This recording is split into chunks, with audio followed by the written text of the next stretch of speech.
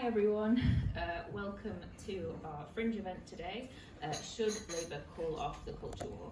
I'm Hannah O'Rourke, I'm Director of Labour Together, and we are here today to talk about a new project that we're launching with British Future, looking at culture and identity. So before we begin, just a couple of housekeeping rules. Our fire exit is over there. It's pretty obvious. And also, if everybody could kind of keep their phones on silent so we don't disrupt the discussion. And also, if you'd like to tweet us, we are at British Future and at Labour Together. So yeah, we're really pleased to be hosting today. For those of you that have read our election review, you'll know that one of the big challenges that we outlined there was the fact that we are quite close to the electorate in terms of economics, but on questions of culture and identity, there is a bit more of a gap. And this is kind of a key political challenge that we've got to figure out a way through. So I'm really happy today to have this amazing panel to be thinking about these issues. So we've got Kim Leadbeater MP, who sadly can't be with us because she's got COVID at the moment, but she has sent us a video message. And then we've also got Shavana Ahmed MP, who is the Labour Party National Campaign Coordinator, Kirsty McNeill, who's just written a pamphlet for the Fabians on CounterCulture, Sunder Katwala Director of British Future, and Lowles, Chief Executive of Hope Not Hate. So they're going to be having a really interesting discussion today, thinking about how we move forward and get Labour more on the front foot on some of these issues. So I think over to Kim, who will come to us with the magic of television.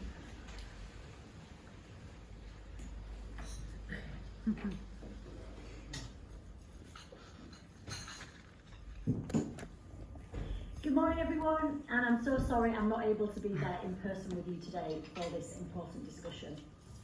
So, should Labour call off the culture wars? Well, the short answer is yes, but I will give you a little bit more than that to go on. But before I do, I would point out that I agree with the research which is being used in today's discussion to point out that I think the concept of culture wars is played out much more in and by the media than it is in the daily lives of most people across the country. But having established that I believe we should be calling off the culture wars, let's look at why and let's look at how we can do that. I believe that the Labour Party should be about bringing people together and not pushing or driving them apart. And the more we engage with so-called culture wars, whoever starts them or wherever they come from, the more time we waste and the less focused we are on our mission of unifying the country and providing a vision for everybody to get behind.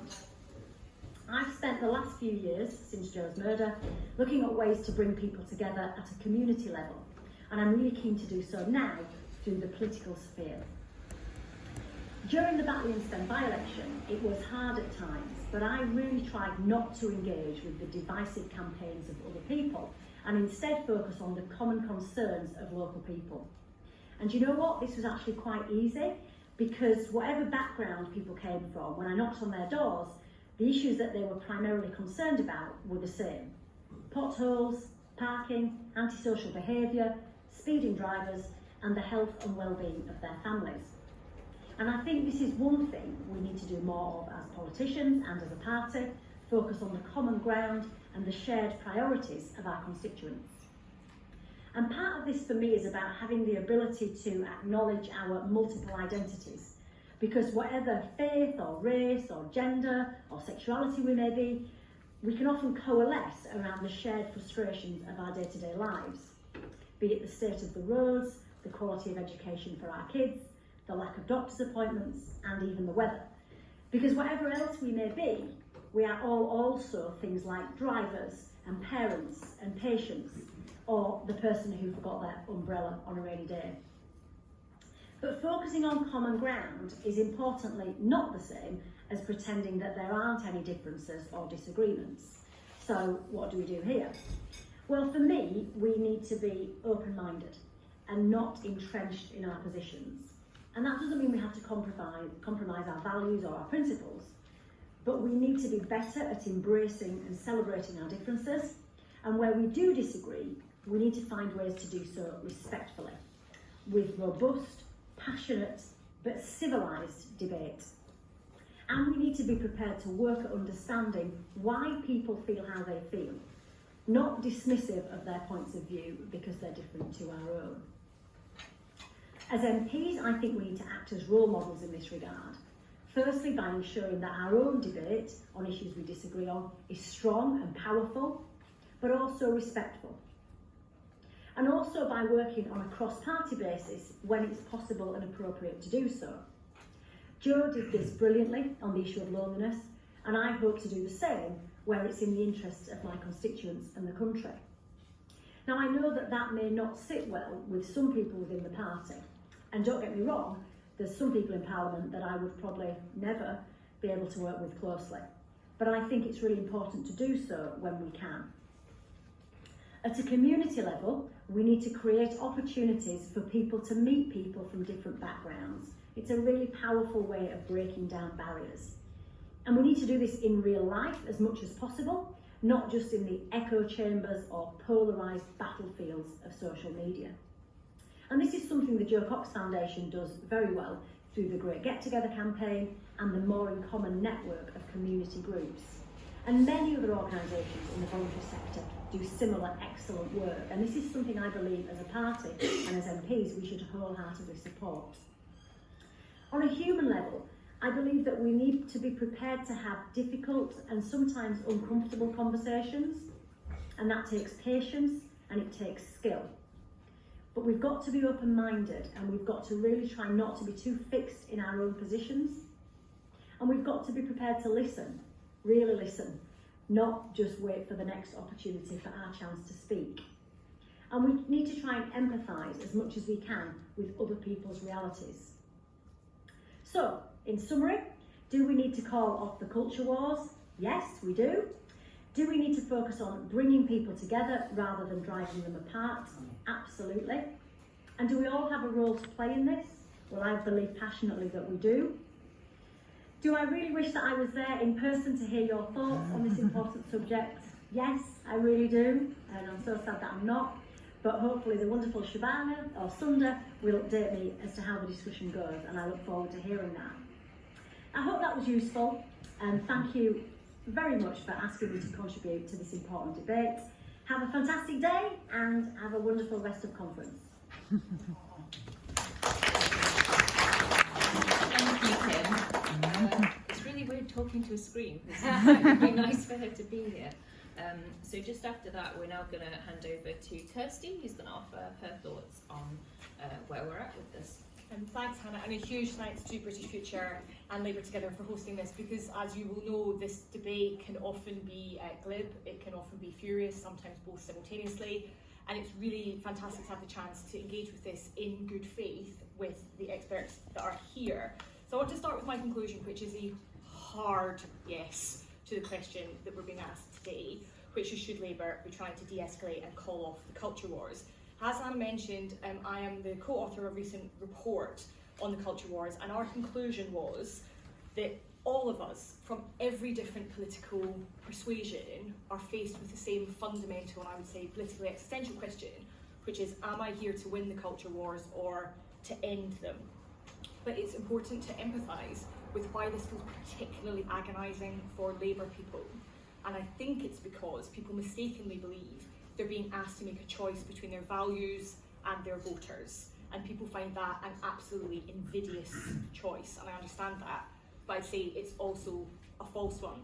And the reason it's a false one is because we conclude in the research that it is possible to have a winning, principled strategy that's based on building solidarity across a coalition that is multiracial, that is cross-class, and is intergenerational. But if we're to do that, we have to really understand the situation we're in. We need to have a proper political diagnosis of why we are where we are. And in the research, we conclude that the culture wars are real but not authentic. And what we mean by that is they're real in that it's a genuine phenomenon inside politics, and it's really dangerous. But they're not authentic in the way that you will all know from your neighbourhoods and your workplaces, that we are simply not as divided and as polarised as the culture war peddlers would have you believe. If you're only to look at headlines and only to look at your social media feeds, you believe that we are irretrievably divided in our communities, and it's simply not true. So why do we believe that we are? And it's because some people are actively orchestrating these fights for their own advantage. And their advantage comes in three main ways. Some people stand to gain directly, financially, personally, because their livelihood literally depends on us being angry and divided. Some people want to gain in terms of their reputation and their reach, because that's one of the personas that they've adopted. And some people, and this is probably the most relevant to us because we're speaking at a party conference, some people are prosecuting culture wars for direct partisan political electoral gain. And we found in our research that whilst there's some evidence of people on the left enthusiastically embracing culture wars once initiated, a lot of the initiation is happening on the right. There is a huge appetite on the political right for these fights, and that's not a conclusion that we came to through the research. It's something that senior Conservatives corroborate and say themselves, because they're incredibly worried that their colleagues want to pursue this strategy. And why are they pursuing it? Well, there's a few reasons. Firstly, because it distracts the public at large from some of the biggest questions facing us, and crucially, because it divides progressives from one another and divides progressives from the public. It is, however, an absolutely rational electoral strategy for the centre-right, because these questions are one of the few questions that hold what's otherwise a very disparate electoral coalition together. So my question for Conservatives, and there are as plenty of thoughtful Conservatives who are very worried about this indeed, my question for Conservatives is the electoral gain is the societal pain worth the electoral gain? So the electoral gain is clearly there, but the societal pain is clearly there too, and only Conservatives can answer for themselves whether they believe one is worth the other. But the question for Labour is actually quite different, which is the Labour Party willing to put in the hard yards to build that culture of solidarity that we lay out in the research? And if they are, it will have four main pillars, and this is where I'll leave you. Firstly, Labour would have to be willing to radically diversify the movement so that people are articulating their own needs and concerns and not have grievance fabricated for them. Secondly, it would require real deftness and confidence from Labour leadership being willing to do the fundamental job of leadership, which is sense-making, explaining for people what is going on and calling it out when it occurs. Thirdly, it would require leadership that is fundamentally committed to rejuvenating our democracy in two main ways. Firstly, through the hard tool of regulation of the tech companies that do so much to undermine our democracy, but also through a really full-throated commitment to democratic norms and how we talk to and about each other when we disagree and have moments of political opposition. And fourthly, it would require an economic story that is simultaneously transformative but plausible. And both of those are key, we found, to holding a separate electoral coalition together. Now, I'm not saying any of this is easy, and unfortunately when I've done talks about this before, one of the conclusions I come to in questions is people say, can Labour really pull this off? Can the leadership really pull this off? And unfortunately the conclusion is it will require a level of deftness and political skill that is extraordinary. We're talking Barack Obama on steroids. So I'm very conscious it's easy as a commentator to say just do this, right? It's not easy. However, the conclusion from our research is it is possible and profoundly necessary.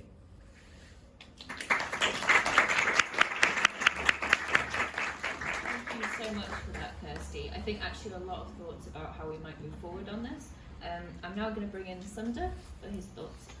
Thanks very much, and thanks to Labour Together for working with British Future on this event and on a broader project about how we go about thinking about culture and identity issues and the so-called culture wars and what we do about them. British Future is a non-partisan, independent think tank, tries to work with people across the spectrum. I've been to a lot of Labour conferences and I used to run the Fabian Society. It's good to have Kirsty having written the latest Fabian pamphlet on this. I think this does play out in party politics in important ways, and the types of ways in which parties choose to respond to the challenges of identity does shape the broader political climate in an important way.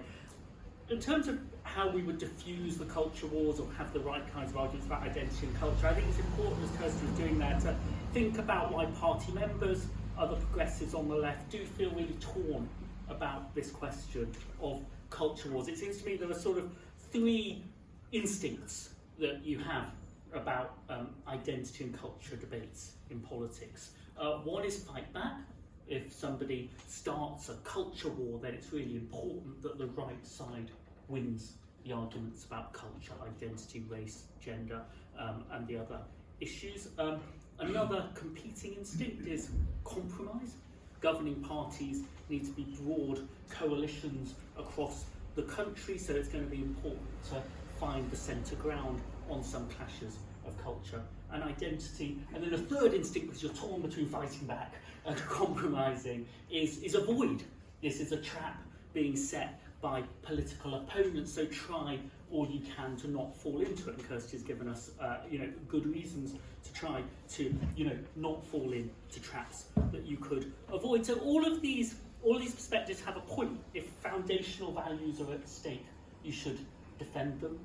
You do need broad coalitions in politics that try to find common ground, and you don't want to fall into all of the traps that you're set if the traps are your opponent's ideas. They've all got a point, but they all struggle as well, which is why I think people on the left, parties on the left, cycle between these ideas about it. Fighting back's great, but it doesn't tell you which battles to pick, which battles not to pick, and how to pursue the causes that you're trying to advance. Compromise and bridging could be a really important, powerful thing to do, but not if it sounds like some people who we want to vote for us don't agree with us. Let's find out how to meet them halfway and just go there. You won't actually be respected for doing that. It probably won't work, but avoidance won't work either, because even though probably it's the view that people in the Labour Party would like to talk about public services and tax and inequality, and that this stuff does distract from that, just changing the subject and not having a conversation that people are trying to have with you is not a good way to change the subject to the conversation you want. So I think you've got to think through these issues a bit differently. I don't think you can say identity politics is the problem here. If we didn't have identity politics, the left would be all right, because all politics in many ways is the politics of identity of different kinds. Party politics is an identity politics, local politics is an identity politics, class politics is an identity politics, as well as politics of race equality, feminism, gay rights and so on. So you can't avoid in times like these, in a society like this one, having politics about identity. The question is, what kind of identity politics do you want? So the answer, I think, to the kind of identity politics that gets you into trouble or puts you in the wrong place is actually to work through a politics of identity, not just trying to change the subject from these difficult issues. It's complicated, as Kirsty was saying. I think it's quite easy to point out some things that you shouldn't do. But this all leads to the issue of avoidance and avoiding too much. Like, don't just cross your fingers and hope it goes away, I think, or say it's all your political opponents. There's no doubt the media and politicians amplify this, but there are real divisions in our society that they're working with, so you've got to attend to those. I think not being the kind of caricature of the culture warriors of the left that your opponents would like you to be, and trying to avoid sort of adopting that persona by mistake or being trapped into that box is a good idea. But what do you do? Which we'll get on to. I think we need more clarity about foundational principles and Twitter storms. And I think the problem with the sort of avoiding is that sometimes you're avoiding something foundational rather than avoiding a Twitter storm about the problems. I care a lot more about refugee rights and the right to claim asylum. That's a substantive issue that affects people's lives, that will turn into an argument about culture and identity as well, than I do about pretending that what gets played at the proms is the central issue for racial justice in our country. So I think being clearer about it, so we're not going to agree always on what's a foundational principle and what's a trivial issue and what's an important symbolic issue, but I think more clarity about the foundations would help. And then fundamentally, what does the party do?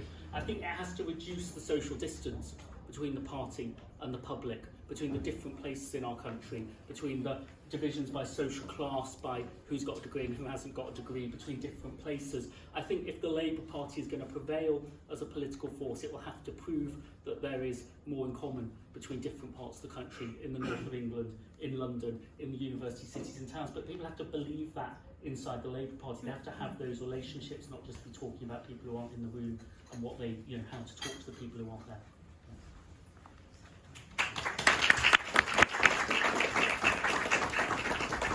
Brilliant, thanks, Sunder. I'm now going to bring in Nick for his thoughts on this. Thanks very much. So the question before us today is, should Labour call off the culture wars? I'm going to be different from the other panellists, and I'm going to say no. No, that is not to say that I support culture wars or want to get involved. I just don't think Labour can dodge them. I think the issue is how we navigate them. They are there. Whatever Labour wants to do or say, they are there, and we have to start from that position. I think the kind of couple of observations I want to make first is, I don't think this is a new phenomenon. It's playing out in a different way, and particularly with social media, it is being kind of put in a different context. But we've always had culture wars.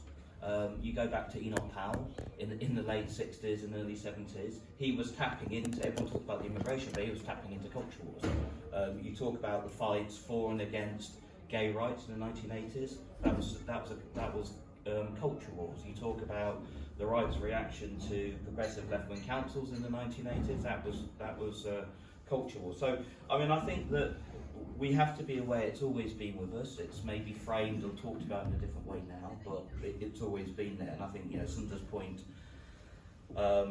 he made that, we all have identity, we all have, our own sense of purpose and everything, and culture wars fits into that. What I would also say, though, is that culture wars is often the prism through people's anxieties, fears and hopes are directed through. And I think we have to understand that. So, for example, Kirsty talks about how the right tap into it very effectively. But one of the things they tap into is a sense of loss. There's a sense of anxiety over change, whether it's changing economics, society, whether it's social norms. Some people are uneasy about that, some people don't like that, some people don't understand it. So again, I think it's really important. We can't see culture wars in isolation of everything else that's happening in society.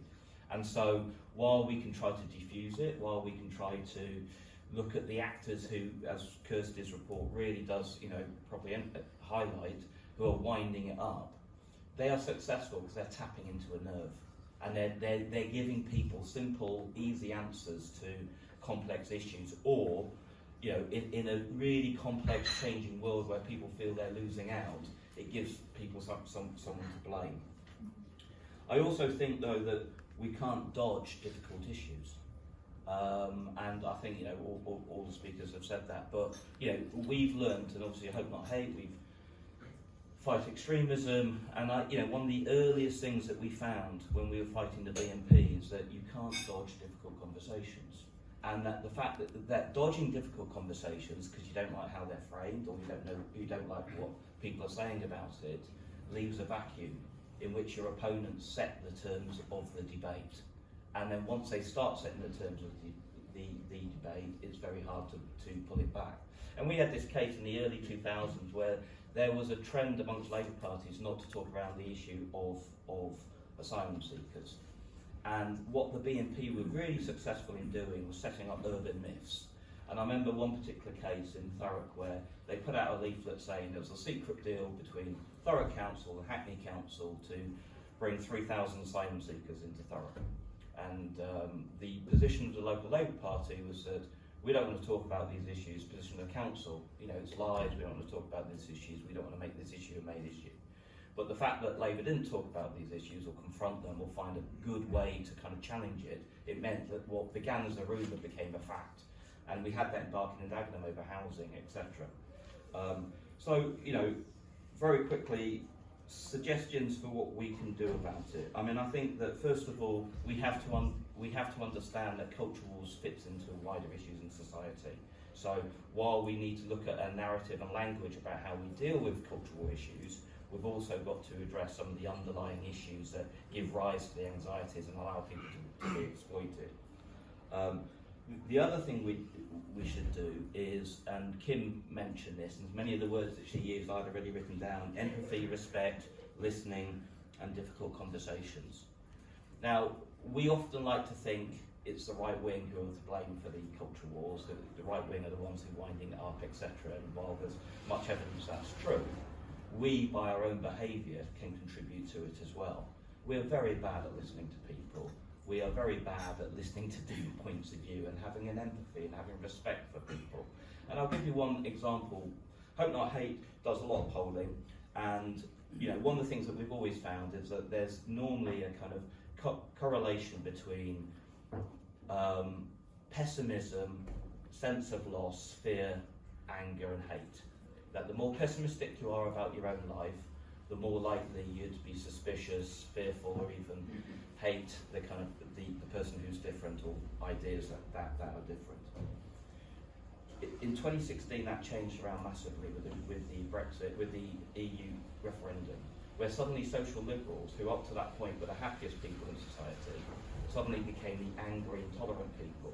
And we found at Hope Not Hate it was really difficult to get our supporters and activists to go into Leave voting communities because they were angry. They didn't want to talk to people. They didn't want to engage with people. So there's a lot to do on our side. And I just want to finish on one anecdote, which I did on Friday. Part of Hope Not Hate's work, we infiltrate far-right groups, we turn people, we talk to people in far-right groups. And I was talking to this bloke who'd been in the Nazi movement for almost 20 years on Friday afternoon. And we were talking about our lives, and I said I was coming to a Labour conference. And he said to me, and these are exact words, he's going, I don't understand it. He goes, Labour don't dress like us. Labour don't speak like us. Labour don't care about the same issues as us. Basically, you lot are out of touch. And so I think that while we reflect on the external debate, actually what we do have an ability to change is how we look at it and how we deal with things and how we talk about things ourselves.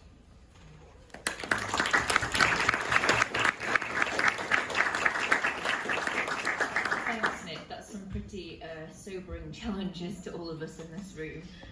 Finally, I'd like to introduce Shabana to give her thoughts on where we're at. Thanks very much, Hannah, and thank you to Labour Together and also British Future for coming together and putting on this event, and also the wider project as well that Sunder spoke about a little bit earlier as well, which I'm very pleased to be a part of. Very conscious, Kirsty, your challenge about politicians and the sort of skill that is required. I'm afraid, folks, I'm very much not Barack Obama on steroids, but let me offer some reflections about this very, very difficult debate. I tend to agree with what Nick said, actually, in terms of the fact that whilst we might want to call them off, the culture wars, we might want to try and win them, we can't avoid them, and we have to accept that the territory, and this is partly the territory the next election will be fought on, but just the territory for the way in which we engage in public discourse in our country has already been set, and we have to engage on that territory and not vacate that space. If I may offer a personal reflection first, so very much not really speaking as a politician, but as a brown Muslim woman, I sort of watched the culture wars playing out, and as Nick says, they've been going on for a long time, and I think about issues of race, and I think about Islamophobia in our country, and I'm kind of full of sort of quite personal anxiety. I think about my nephew, and I worry about the sort of life he's going to have in his own country. I worry about the safety and security of people who look like me, who belong to the groups that I belong to, and whether we will always be safe in our own land. And so for myself, as engaging personally with this debate, I sort of feel an anxiety and a desperate desire that the right side wins, and that we are able to be a country that can hold a lot of difference within it, and for all of the people of our country to feel safe and secure in their own land. And so for me, finding a safe and smart way of navigating the space feels very much like personal business. But I also think that as a political party, as political activists, we have an ethical and moral responsibility, and it's first and foremost an ethical and moral responsibility to our own country. It also happens to align completely with our electoral requirements, but I will come to those second, because actually the ethics of it really do matter. And that's because if you're engaged in politics, you're trying to change your country for the better. You care about it enough to want to spend your time making arguments about how it can be a better place. And if your country is becoming more divided, if the fabric of the nation is being torn apart, then I feel like we have an ethical responsibility to find a way of doing politics that can restitch back together the fabric of our nation. And then, of course, there is the political imperative as well. So we are a political party, as I've been saying throughout this conference, as we've had a slightly internal debate about our rule changes. We are committed to clause 1 of our Labour Party rulebook. We are a political party in Parliament. We are in the business of winning a general election. And if you look at the groups of people, the communities across the country that we need to win back in order to be a government, in order to win a mandate for change from the British people, those groups have huge similarities, but they also have big differences between them. And I don't really need to say to this sort of audience, and you'll know this territory well yourselves anyway, but often the debate is characterised as Labour needing to find a way to hold on to its social liberals and then win over social small c conservatives as well. And so that is going to be the topic of much interest and vexed debate as we go further on the road to the next general election. And my own sense of it is that obviously we have to win over people who have very, very different dispositions to each other. So we have to find a way of doing our politics, a practice of our politics which is much more about bridge building, about de-escalating, about depolarising. We have to, as some of the other panellists have said, and as Kim said as well in her video, think much more about the way we acknowledge difference, the empathy with which we treat people, making sure that we're not smearing, and making sure that our assertion about our values doesn't just come across as bullying or intolerance, that we are capable of hearing opinions and worldviews that are different to ourselves and engaging in that difference in good faith. And I very strongly and passionately believe in the message that Kim said as well about we all have more in common, but I believe that before we can get to the strength of our commonalities, we have to acknowledge the things that make us different as well. Both of those things are very powerful. They both speak to the brilliance of what it means to be part of the human race, right? We talk about how diversity is our strength. And so I think that sometimes in Labour Party circles, we're very quick to move just to the commonality, but without navigating the difference first. And I think that can't really be done. I think both of those are important. And I actually think that you can find political deafness if you can find a way to marry those two things together. So where do I think that leads us to in terms of our practice of our politics? I think it leads us to a politics that's much more about bridge building, as I said, a politics that's about persuading, and that acknowledges actually that you're involved in a negotiation with people, you're involved in building compromises between people, and that you're also involved in accommodating between people, that sometimes the resolutions to the issues on which we may find very passionate, very deeply held views that seem very polarised, it's actually about accommodation rather than one side winning over the other. Both parties sometimes need to feel like they got something out of it, they got enough of what they needed to feel safe and secure, and therefore a fair deal has been reached between people of different dispositions and with different interests. So I think that this is both our ethical and moral duty, it's also our political core business, and I think that it's something that the Labour Party cannot avoid. We can be a powerful voice for change, a powerful voice for bringing people in our country together, and that's what I would like to see us do, not least because I don't believe we can win a general election without it, but also because I think we have that duty to our country as well.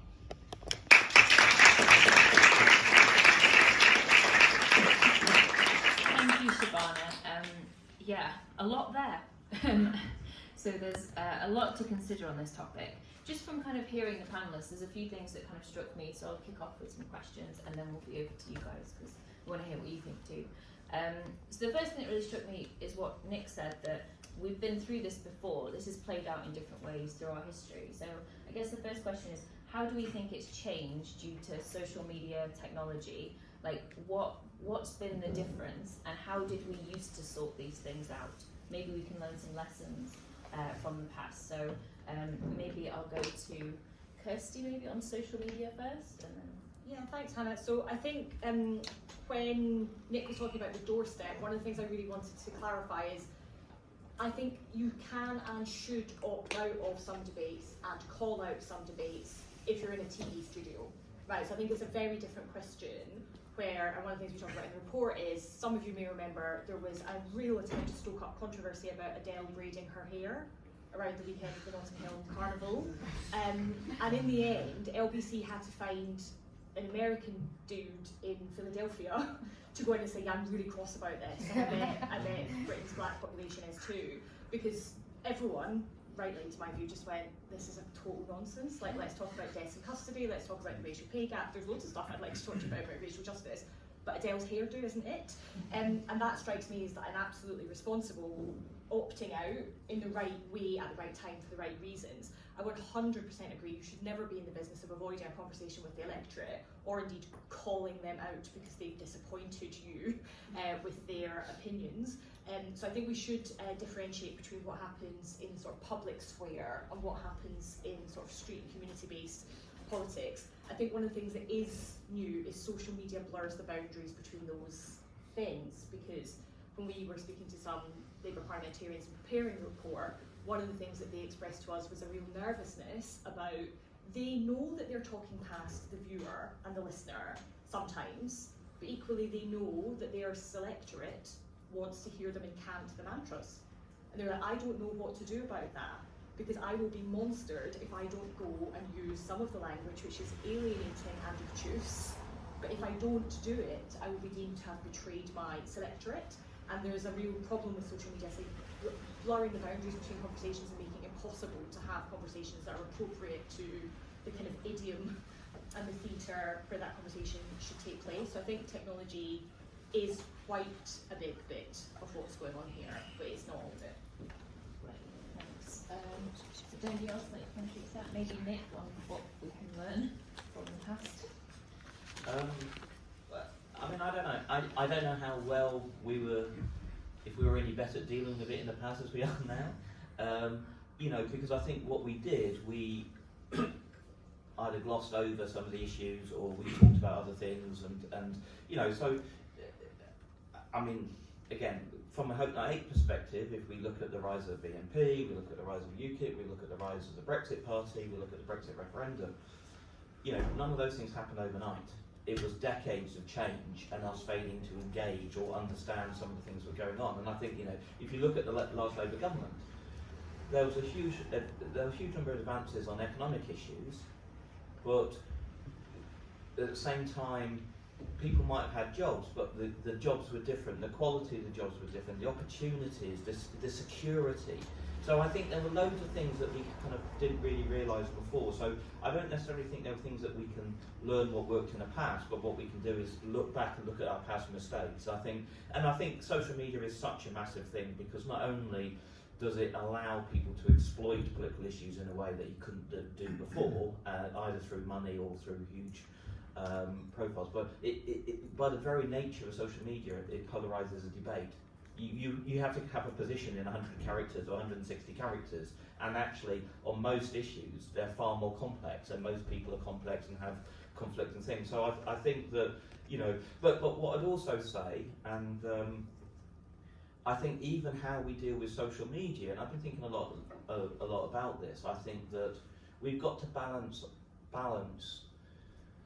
curtailing the kind of worst excesses of social media, but allowing people to be able to speak their mind as well. And I think, you know, there is this perception in many communities, rightly or wrongly, and often it's wrongly, but their voice isn't allowed to be heard, their views are being silenced. And this is really exploited by the right, that somehow liberal society is not allowing them to think or say certain things. And I think we've got to find a balance, and I don't think we have yet, and I don't know what that balance is. Right, Sunder.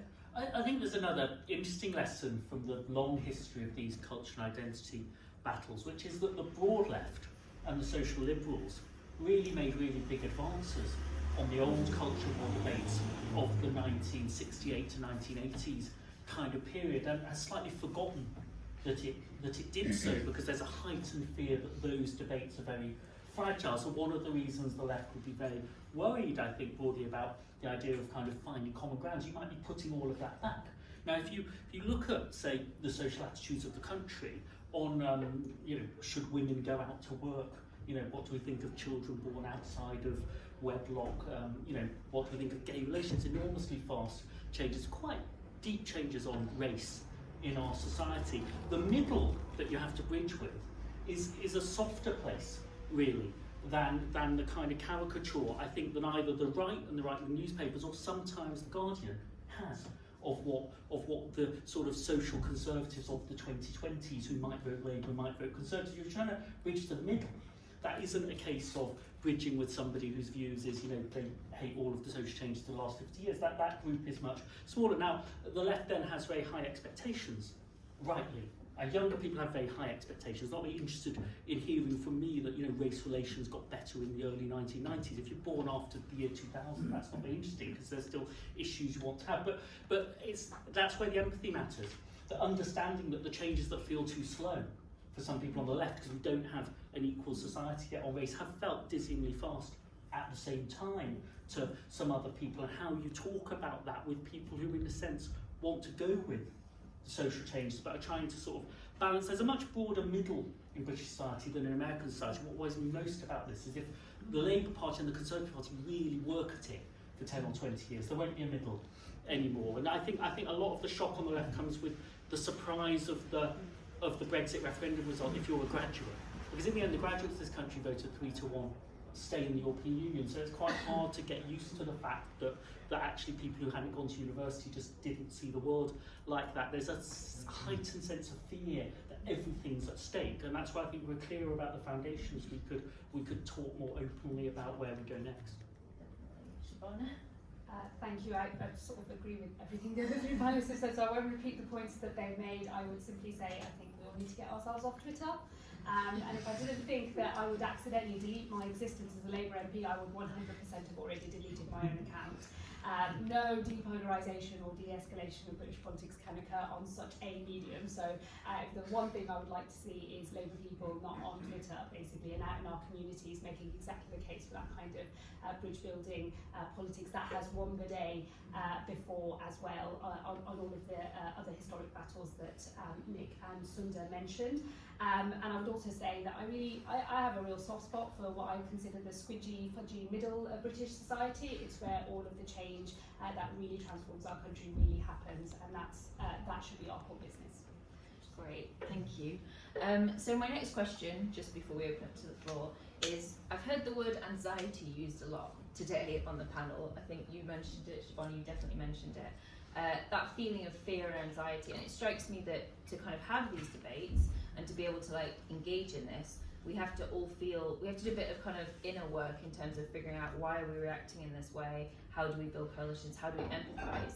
And I guess what I'm saying is, whenever I walk into a Labour Party meeting, often I get anxiety because it's not always the nicest place. So I guess there's something about, and again, running Labour together, this is top of my mind, but how do we make our party a bit more able to have these discussions, even just with each other, let alone with the electorate? So if we're really serious about changing our political practice, what kind of culture does that look like? So does anybody have any thoughts on how we can start to move in that direction? It's okay. I could come in on that.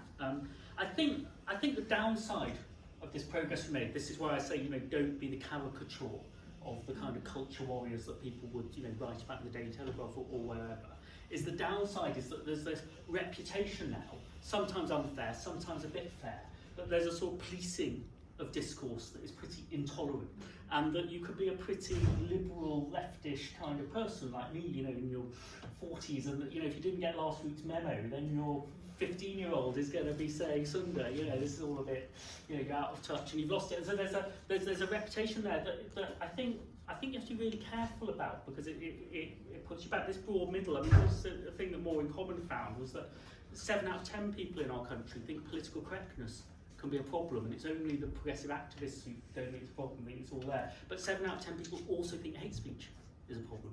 I definitely think hate speech is a problem. I'm banging on all the time about the Twitter rules and the amount of racism they get away with. But I think if that broad middle kind of can see that you might over-police that way and you might under-police that way, we might get the worst of all worlds if we're deleting faulty towels from the archives and letting neo-Nazism run riot on Facebook at the same time. That is the maddest possible thing to do. So people think we're really lax on the awful stuff and oversensitive. I think there's a tone of voice and an empathy and behavioural point. If you want to say, look, it really isn't racist to talk about the pace of change in your society and so on. If you're not going to be racist when you do it, if all ethnicities can be part of that debate, that's fine. Can we have that conversation? But people feel closed down very, very quickly. I think that's an issue of the public. So I think that tone and behaviour point is absolutely central to making further progress.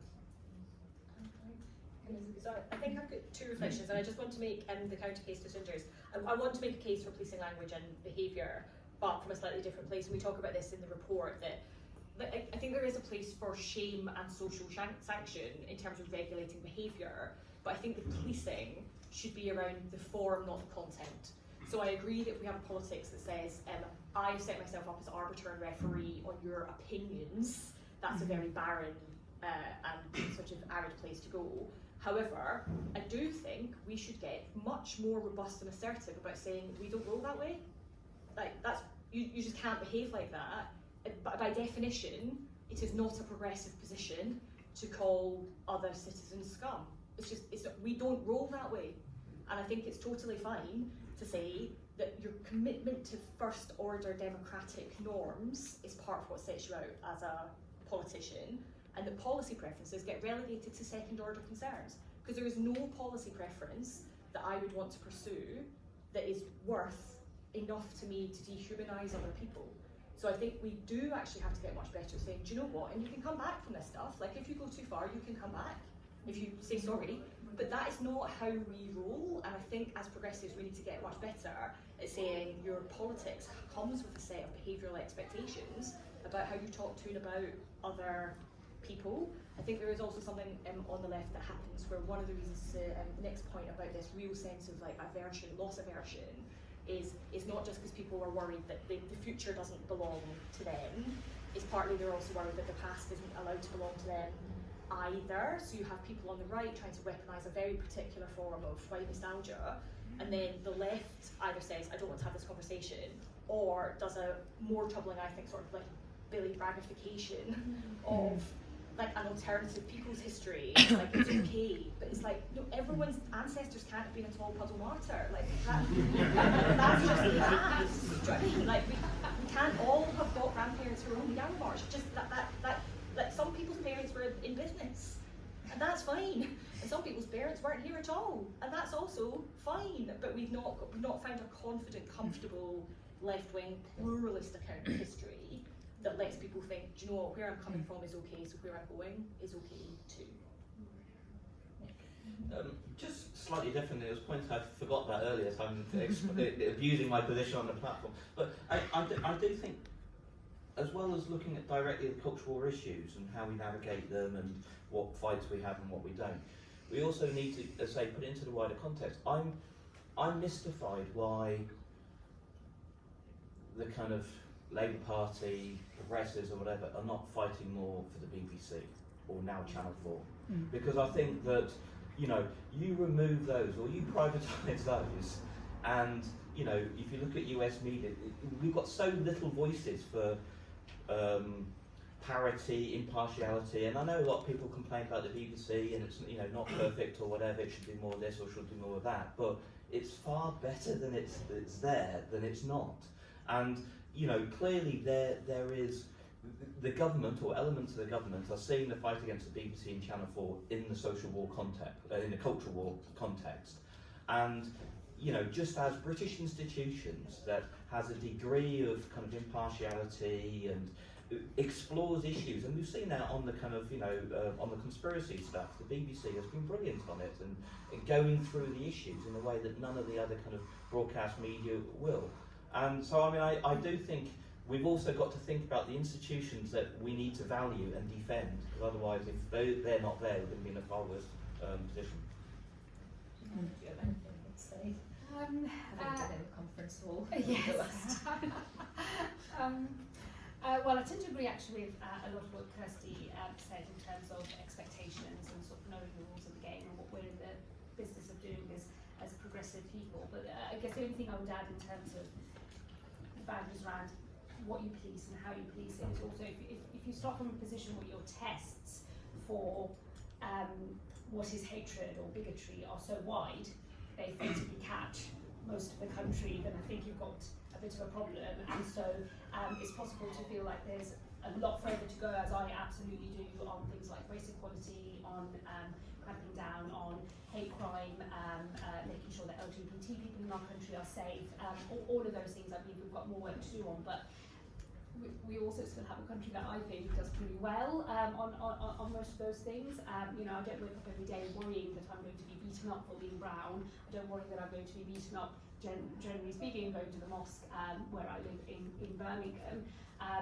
And sometimes I think that we can focus so much on our desire to get to a point of greater equality, greater safety and security for all people in our country, and sort of forget to bank the wins that we currently have. And in a space that is very deeply political, where you're worried about change, obviously that's what's foremost on your mind, but sometimes also speaking in a way that acknowledges some of the good things about where we're at, and that fundamentally we're a country, you know, most people are pretty decent, want to give other people a fair crack of the whip. I think that's something to be really proud of, and in Labour circles I'd like us to lead with that in the debate that we have, just as much as we lead on the other side of still being impatient for lots of other changes to happen in our country. I always sort of say there isn't a sum of money you could pay me as a brown Muslim to live in anywhere else in Europe or in North America than here in Britain. So, you know, that tells me I know that fundamentally this is a good place to be, and if we're going to change the way we have the discourse in the Labour Party, I think we need to start with some element of pride in what we do have,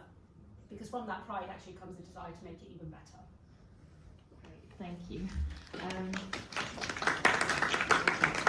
So now we're going to take questions from the floor. I'm going to do, wow, loads of questions, that's great. I'm going to do it in rounds of 3.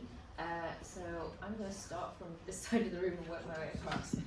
So gentleman at the back in the pink shirt, if you want to ask a question, and then yeah, thank you guys. Can everyone hear me? Yeah, thank you guys for everything you said. So I think that the Labour Party doesn't really have a choice. I don't think we can just call off the culture wars. I think they're here to stay. I think one of the reasons why we're not doing so well is because the Labour Party is failing to represent the moderate view of, I think, marginalised groups.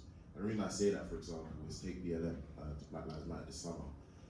That was a real opportunity for the Labour Party to lay out what it thinks, or how it thinks structural inequalities could be addressed in this country, i.e. looking at ethnic minority pay and all that kind of stuff. But what it got reduced to was statues and defunding the police, which the majority of black people don't agree with. There was actually a report, 90% of black people in this country don't think we should defund the police or remove statues. Yet the conversation was phrased as if that's what the aim of BLM was, and it wasn't.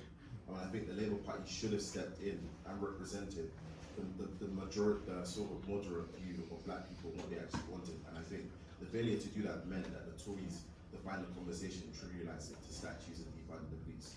So yeah. Great. Can we get your name as well? Toby. Toby. Yeah, Toby. Thanks, Toby. Woolwich and British Hill. Well, thanks. And I'll just take another question. I'll take the lady at the front here. Do you want me to wait for a mic, or should I speak up? I think we've got a mic. Cool. Sorry, the third day crowd. Hi, Carolina from Leighton, very involved in tech policy, so really fascinating chat.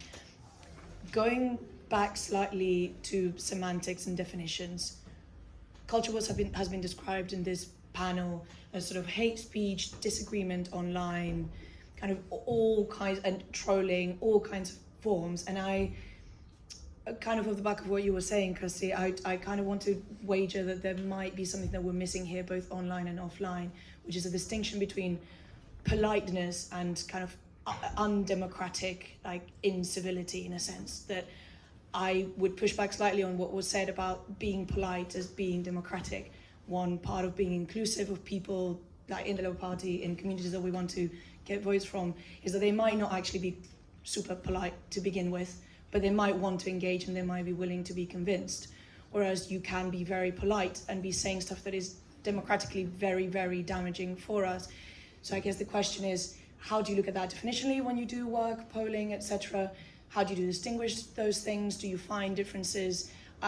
Because my research and research online says that, you know, media companies are becoming better at the impoliteness side of things, but that doesn't make the debate any better when people clock that they can just say really nicely stuff that is really hideous and misleading and all of that kind of stuff.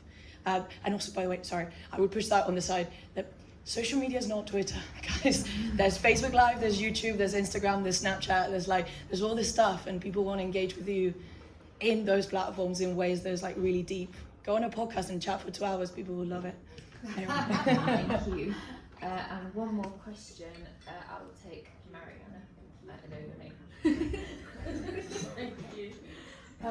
Thank you. I'm Mariana Masters. I'm a councillor in Lambeth, London Borough of Lambeth. Thank you very much for this debate. I found it really interesting. I'm actually quite anxious as well. As a black woman and a moderate Labour supporter, it's been a really challenging time, and not only in our sort of safe spaces is there disquiet, but on the doorstep there's increasing disquiet from black people that Labour just wants to leave us behind. And then it's real now. It's a divide and rule situation of having to appease to a cohort that we've left behind, so the so-called Red Wall, and now we've moved from the sort of hideous gesture politics of kneeling for us, and you know, changing the lights of town halls to just ignoring us, and the conspiracy theories about, you know, within the Labour Party about wanting to hide evidence of racism, and so, you know, sorry, I'm venting. There is a real issue. There is a real issue, and as I say, I come from a real moderate place, but there is disquiet that COVID actually, as everybody appreciates because the stats are there, disproportionately affected black minority ethnic people, and actually that acronym, the B is a silent B now. That's how we feel. So people are rushing back to work. All the risk assessments are being ignored. Where, you know, people are being made on furlough. They will be made disproportionately redundant. It's harder to get a job when you're black. There are so many markers that are getting worse for us, and then to sort of say, let's move on from this conversation, it feels wrong. Thank you. Some really, really good questions there. So, Toby on BLM and statues, Carolina on technology and like the boundary between sort of hate speech versus civility. That's a really important question. And Mariana there about you know, not moving on and really understanding how different people are feeling.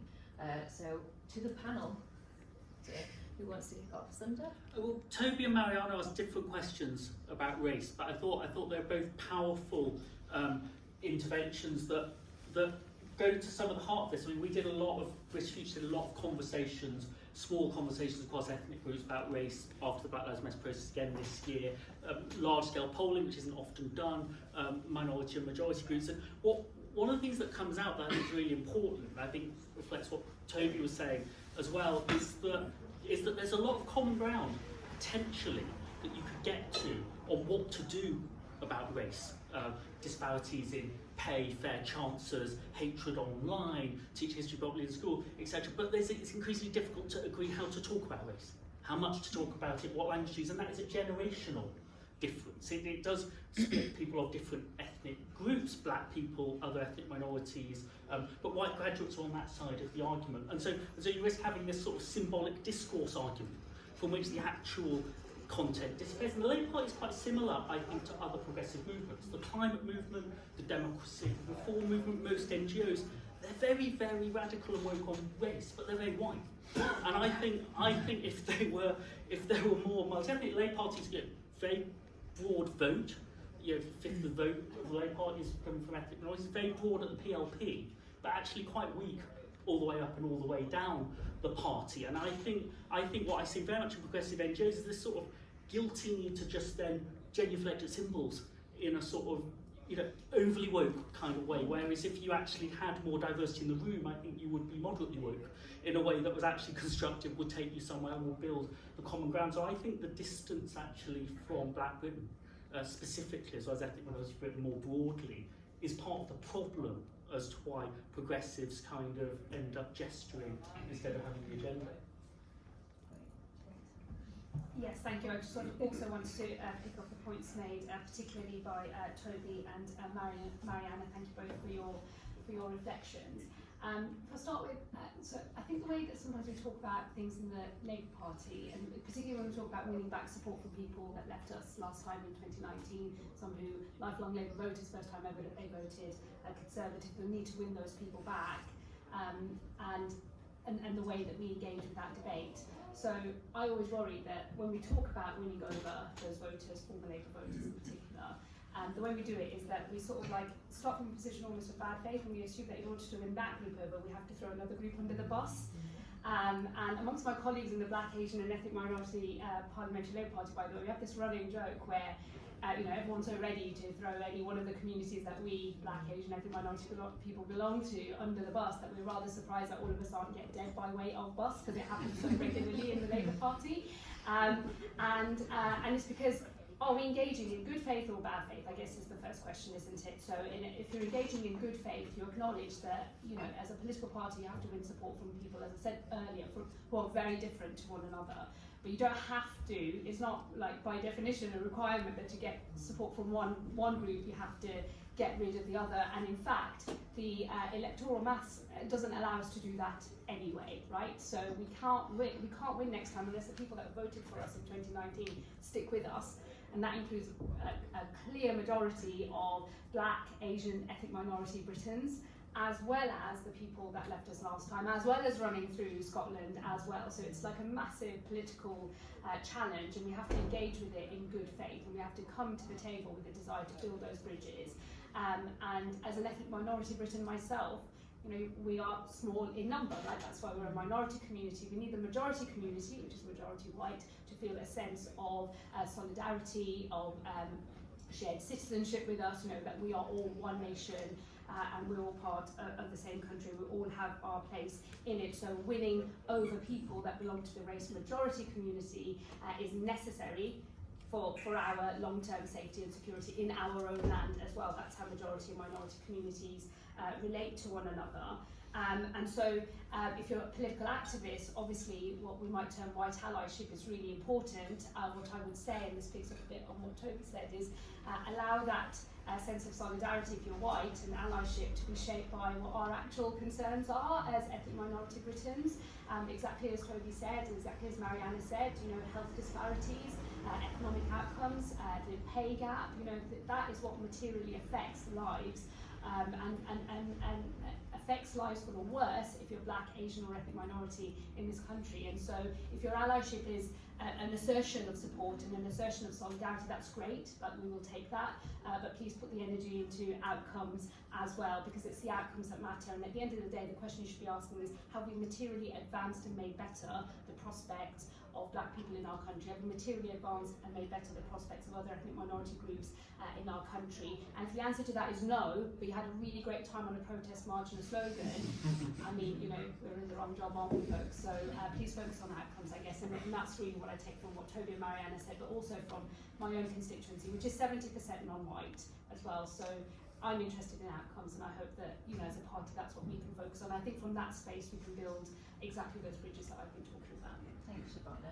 I'll just bring in Kirsty and then Nick. Okay, so I think there's two structural things going on here. One that I mentioned before, which is people feeling that they need to pay homage to a certain sort of suite of language from the membership, right? So you do have Labour representatives feeling that they have to go on and use the language of defund and abolitionist politics, because that's what they think their membership wants. There's like a structural problem about a disconnect between the membership and the countries. And MPs, to be clear, are not imagining that when they're saying, if I don't say this, I'll get monstered by my membership. That's not a made-up thing. So again, I approach that with like a lot of empathy and love. But a second structural thing to both Toby and Mariana's question is, you do have white allies who, from a really good place, feel that they are called to show up.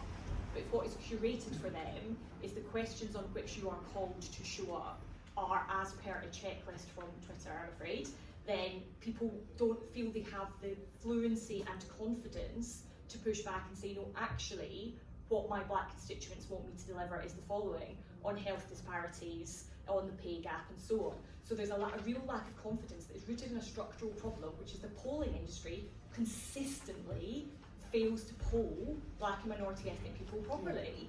So to pollsters in the room, please fix that. It can't be done apparently. There's not enough of us. It's just, I mean, it's just unstable sample. right. It's just like complete nonsense. So you have people showing up for things because they feel that they've been called out on Twitter for failing to show up for a set of concerns, and actually the underlying concerns aren't being surfaced, and there's not enough confidence and political fluency in the concerns of Black Britons for people to say, do you know what, I'm actually going to do the work that Shabana's calling us to, which is fixing some of the problems rather than doing some of the performance.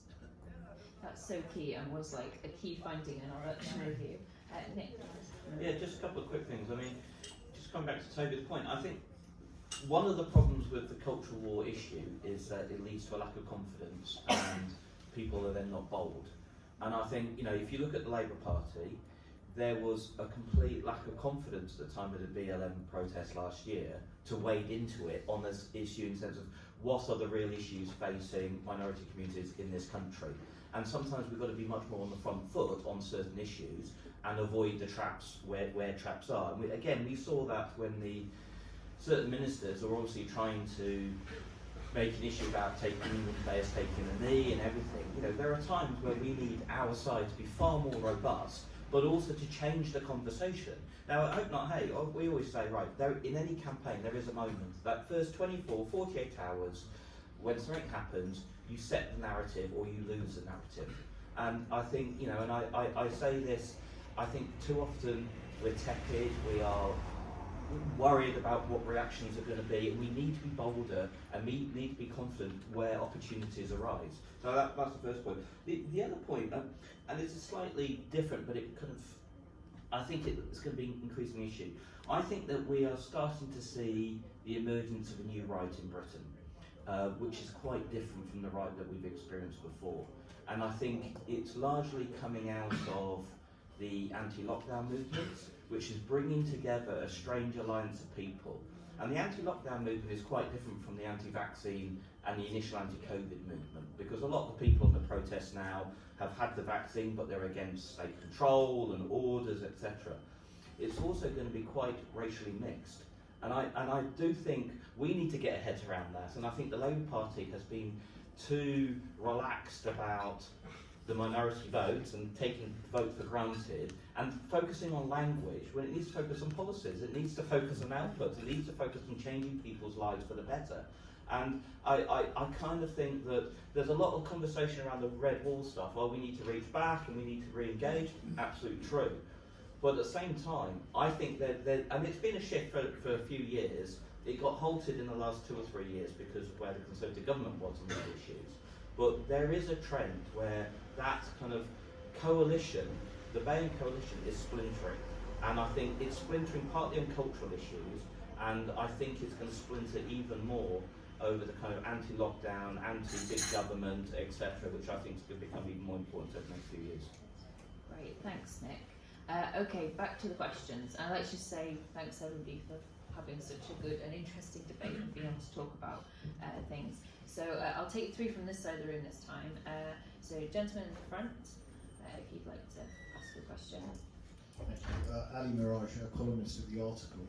I just wanted to ask, so the comments about Land of Hope and Glory and Rule Britannia may not seem to be particularly potent ones to this audience, but can you understand how many people in the country feel that a desire to remove it attacks their personal sense of identity, whether you believe that's right or wrong? Can you empathise and understand where people are coming from who feel that? And the second thing is on BLM. In the wake of Marcus Rashford and some of the black players missing penalties, do you think it's important to contextualise the fact that there are a few rude racist nutters who always will use this as an excuse to bash black players, but that does not necessarily translate to the country being systemically racist, as argued by the Joseph Rowntree Foundation? I mean, I'd just love to hear your views on this. Thanks. Great, thank you. Other questions? Okay, I'll go for the gentleman in the middle there. Yeah. Adam Murray for a Japanese newspaper. So far, a lot of the conversation has been great, but it's been focusing on racial equality, which is something where Labour is united, if not in specifics, then in sort of trajectory and in directions of travel. There are obviously some issues, particularly some that are very tense in the current culture wars, where Labour isn't nearly as united. And I'm thinking specifically, without bringing it too tense topic, trans rights debate. When Labour is sort of having a cultural civil war, how do we A, handle internal conflicts like that over such tense issues, and B, how do we present a national sort of campaign whilst having that internal divide on big cultural war issues? Thank you, and always ask questions. Don't feel worried about that in this room. And then just lastly, last question, the guy at the back. Thank you very much. Hi everyone, my name is Alex from NCBO, with the umbrella body for charities in England. Our members, some of the biggest institutions in the country, National Trust, Stonewall, Girl Guiding, Runnymede Trust, are on the front line of attacks in the culture war. Online, through vexatious complaints to the Charity Commission, in newspapers, on TV. And it feels like at the moment, every week, my job is to kind of defend the interests of charities. We need to make a decision, just as we did last week with Oliver Dowden and the kind of politicalisation of the Charity Commission, whether statements reflect just ambition for high ministerial office or a genuine threat to civil society and democracy. And Sunder's points kind of reflected how I feel often in a place of, if we fight, are we just falling into a trap? But if we avoid, I can't get rid of the sense of guilt that we are letting someone else take the brunt of that fight, when actually we should be standing up in solidarity. And so we're continually in that tension about what should we do to kind of defend the freedoms and civil liberties of charities, but by extension, kind of democratic values in the country. So, any advice from the panel on kind of what should we be considering as we make that decision? Because it's not going to be one or the other all the time. What are some of the principles by which we should be making that choice? Great, thank you. So we've got Ali asking about can we understand how things relate to people's personal identity. Then got Adam asking about how do we come to some foundations on things where we haven't got foundations yet.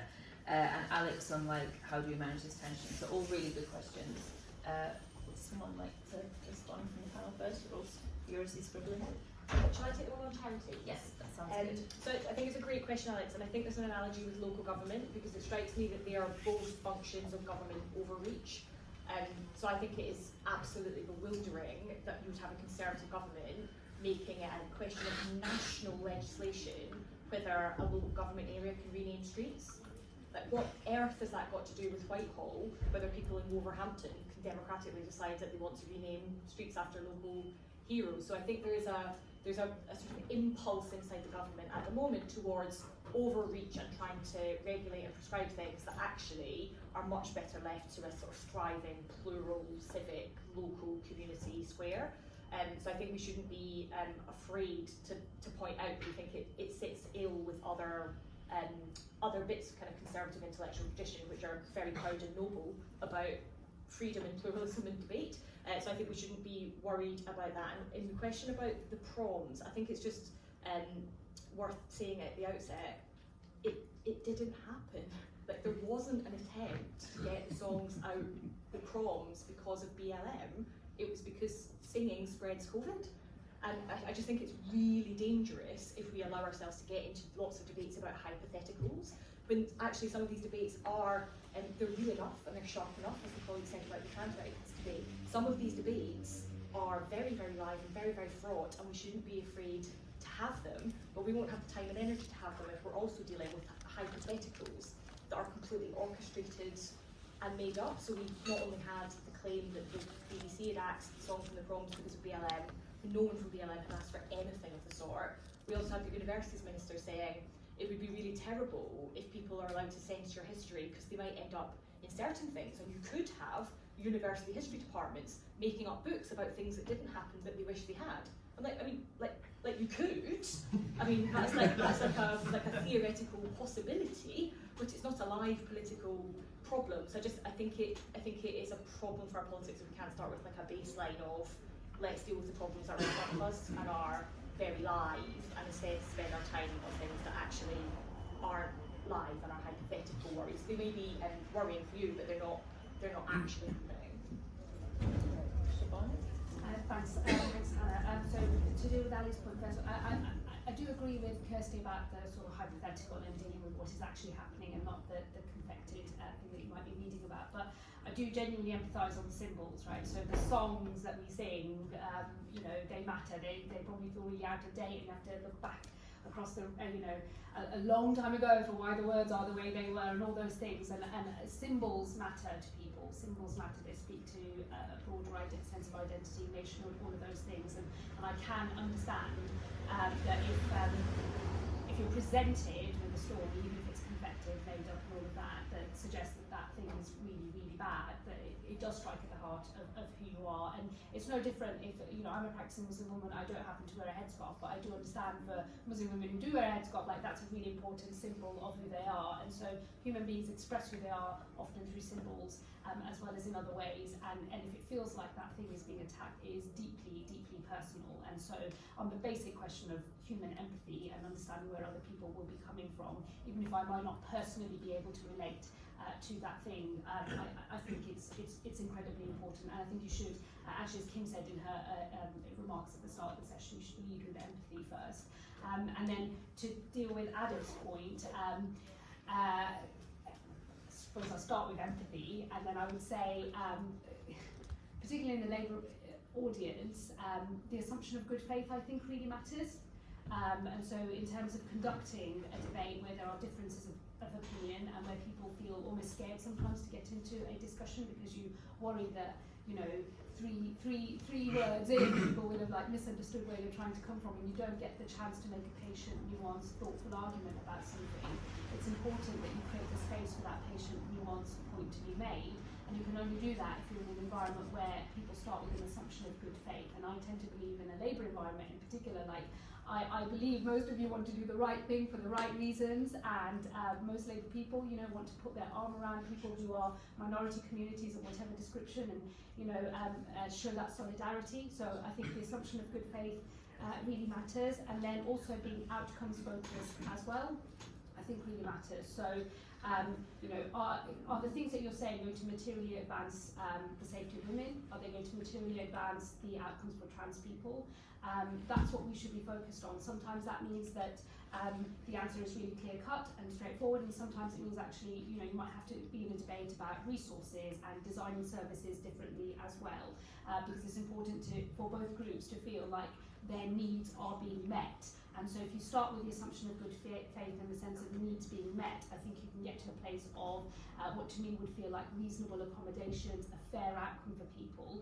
And I think that that's something that can get broad support across the rest of the country. I actually happen to think that's probably where most of the rest of the country actually already are, and that some of this debate can feel vexed in very highly politicised and also polarised political environments in a way that it just doesn't necessarily happen out there in the country. But we shouldn't assume that the highly polarised, difficult debate that we're having in political environments doesn't impact and have a real world impact out there in the country as well. So I think that the way we do that is assumption of good faith and a focus on outcomes, and that's the way I think that we do right by everybody, even if we might disagree about the way that we get there, and even if our answers might well be different. I don't assume that people are anti-women or bigoted as the first thing that I lead with when I get into a difficult debate about outcomes for minority communities, and I would hope that most Labour people will be in the same place. Nick? Just a couple of quick points. One is about, so was it Adam or Alex? Sorry. No, sorry. Alex. Alex. Alex said about, you know, the attacks on some of the charities and campaign groups. I mean, I think it's incumbent on our movement to show solidarity. Now, showing solidarity, I think, is important if we don't do enough of it. It doesn't mean we have to agree with everything an organisation's doing. We got into, I say, a bit of a Twitter storm because we we as in Hope Not Hate, put out a tweet in solidarity with Stonewall. Now, that to us, Stonewall was coming under unfair attack. There is some fair criticism and some things they're doing. There's some of the things that we, either as individuals, Hope Not Hate, might not always agree with, but as an act of solidarity, they were coming under a sustained and quite orchestrated attack. And I think that it is important we show solidarity publicly, even if privately we might want to share some criticisms or difference of opinions, etc., etc. So I think that, you know, part of the problem is that whether it's the media, whether it's politicians, whether it's society at large, go after groups, they pick on them, and everyone else thinks, oh, it's a relief they're not going after us, sort of thing. So I think the solidarity thing is that.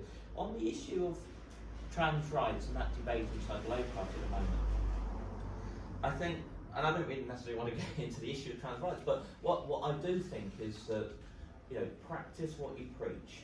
You know, I'm sure most of the people in this room, most of the people in the Labour Party, most of the people in the kind of Labour movement will talk about we need to be better understanding, we need to have empathy, and yet we don't do it when it's an immediate issue around us. And I suppose what I find quite depressing is that, to me, the fact that we can't do it internally amongst people on our own side means that we have very little chance of having empathy and understanding and real respect. We say we do when we go out onto the doorstep, but actually, if we can't conduct a debate in a proper way, and it, you know, often many of these issues, it's not clear cut one way or the other. People have different views. People have conflicting views. People sometimes view A comes stronger inside you. Sometimes the group. You know, we've got to have. If we can't have these internal debates with respect and empathy and listening, we really don't have much chance when we go outside. Thanks, Nick. Did you want to comment on Sunder? Yeah, just very quickly, I think symbols matter. So I think statues matter, proms songs matter to different people in different ways. It tends to be sort of intense minorities who they really matter, but they matter in some ways because identity matters. That's why on the statues thing, for example, we will fall out about which statues to take down. You know, might not agree. Positive, we talk about which statues to put up while keeping others up, etc. What to teach in the classrooms. You can do the bridging, but you can only do the bridging if you empathise with the different reasons that symbols matter. So not all distraction. Charities, very briefly, I think I see the dilemma. So if there's a political strategy, pick a fight with lawyers about the meaning of the law. Pick a fight with charities of unpopular causes about why their causes are unpopular. It's a real dilemma if you don't fight back. If you do fight back, but actually I think charities should be a bit more self-critical of why they're in this position. Actually, charities would once say they were really good at bridging social divides that other bits of society can't bridge, and that's their value. They're not good at bridging social class divides, educational divides, and inter-ethnic divides in our country. And so those being overdue issues, particularly on race, because the sector is very anxious and guilty about how undiverse it is, it leads it to not really know what to do and then to face crossfire on all sides. So I think there's a reason that charities have become a target. I also think there's some overreach from the right, sort of taking the knee. See it in these charity commission decisions, the Runnymede Trust can do the things it's allowed to do as a charity on race equality. So there'll become a point where just sort of vexatious claims hopefully will get rejected. But actually, if charities had better social relationships within the cities, regions, towns of Britain, they would also have more allies to say, why are you picking on us? Look at the work that we're doing. Thanks, Sunder. I think we're pretty much running out of time, so I'd just like to go to each panellist and just 1 minute on anything final that you want to say. And you've got to leave in a minute, so Nick, do you want to go first? Yeah, sorry, I've got another Fringe fight on the other side of 12:30. No, I mean, I think this is a really important issue, and obviously it needs to be ongoing, but I think, I suppose the couple of things I'd say is that we need to see it in a broader context. We need to be more confident with ourselves, and we need to learn a better way of doing politics, both internally and externally. Thanks. Shabana? Well, firstly, thank you to, once again, British Future and Labour Together for putting the event on, and thank you to all of you for engaging with the discussion in the calm and respectful manner that everybody did. And I mean, I don't really have much to add to what I've already said and what Nick just said, but I would ask that we are continuing a culture and identity project within Labour Together, and if you're Labour members, please do get involved with Labour Together and take part, because this, I think, is a really important conversation for the party to have. And I think that unless we do, we won't be able to fulfil what our actual mission is for our country. So please do get involved, and please do drop Hannah a line. I'm sure she'll say that as well. Thanks.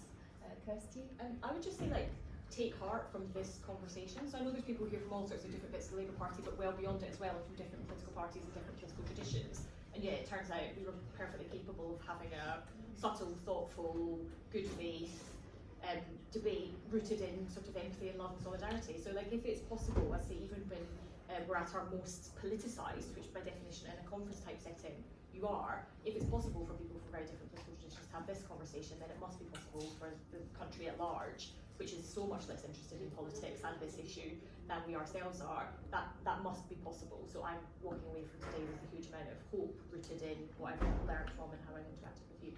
So thanks, of course, to our host, but actually thank you to you, the audience. You've given me real hope for the future. Well, I'll have to agree with Kirsty's hopeful note, but I think we've shown we could talk about it in an event like this one. I think there's some work to do before you could practically take that and have. You said talking about having difficult conversations, you start having them and learning from how it goes when you have them and what you do. So I managed to duck the question accidentally about why is the trans issue, gender equality issues, why is that a harder issue? From the point of view of the public, it's just much more discombobulating. It feels newer. So the sort of race, immigration, faith, where those boundaries are, we've been learning that for several decades. Gay rights change has happened quite quickly. We'd like to apply some of those thoughts about kindness and tolerance, but this is quite discombobulating for the public. There's then so much leaning out, whether it's social media, whether it's in politics, etc., on something is intensely heated.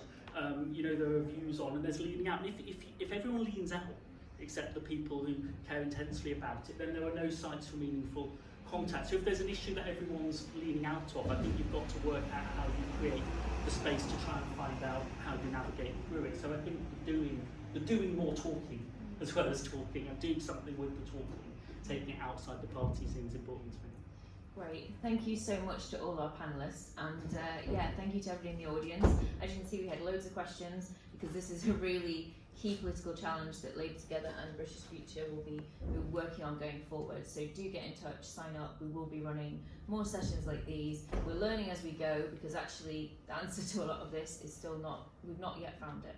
But actually getting in the room to begin with, starting this work off, is where we need to go. So yeah, thank you so much to British Future, thank you to all our panellists, thank you to Nick and to Kim, who I'm still looking at the TV, thank you to all of you for being able to kind of have this conversation today. And yeah, we can only move forward on this.